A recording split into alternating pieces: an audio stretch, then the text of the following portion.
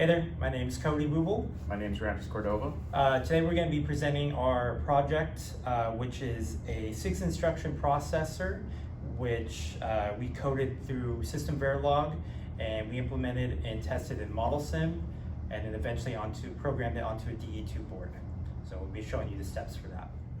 So the 6-instruction processor that we are creating is based off of this diagram that we were provided by one of our professors.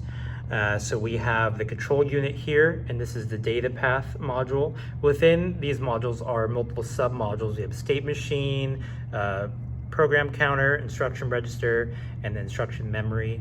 And over here we have the ALU, our register files, a MUX, and then this is the RAM. So this is essentially what we coded through Model Sim and tested it. And again, we will now be showcasing how it's implemented on the DE2 board. All right, so this is the DE2 Altera board. We have programmed the processor onto this. Our key 1 will be our active low reset. Key 2 will be the clock. And these 3 switches here will let us monitor these 2.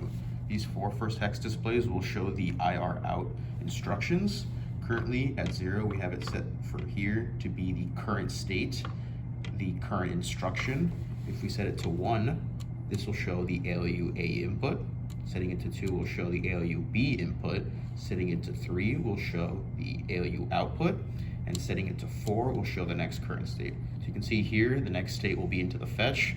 So we know already that it's working properly. And anything above that is currently unused.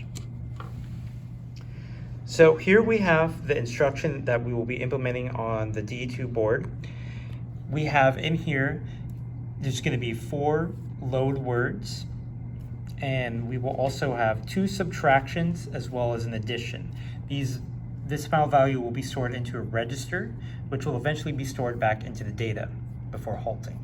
Now on screen here, we have the memory list for our instruction memory and then for the RAM as well. You can see the instructions are already implemented within this instruction memory, and then we have some random data stored within the RAM. So we will be going through the process on the DE2 board, and we will see later on that the RAM will start to update with the values that are being stored in there. All right, so we're now going to be displaying the instruction set we currently have programmed onto the board. If you look up here, we're going to have a load word, load word, load word, load word, subtract, subtract, add, store, and then halt.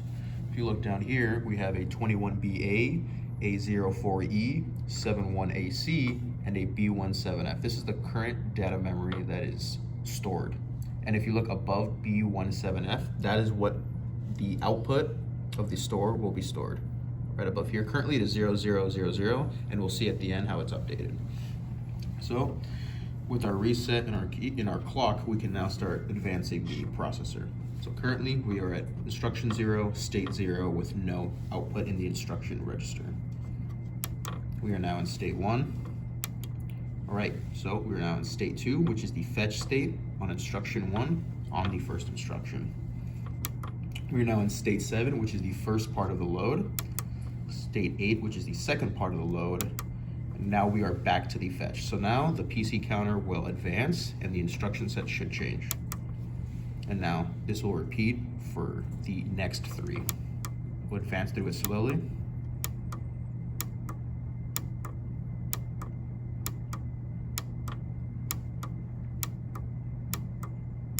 All right, so now we are going to be on the subtract. So we'll start looking at the ALU output.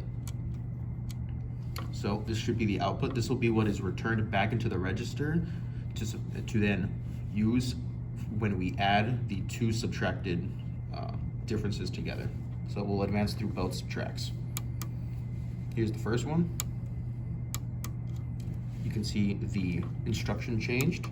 Here's the second output, and the instruction should change to the next one. So now this is our summation.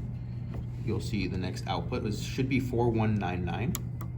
And here it is. So now we can go back to our PC and instruction, our PC, our state, and our instruction set. So, and if you make your way up to the data memory above B17F, you can see that it will now be stored in the data memory. And there we go.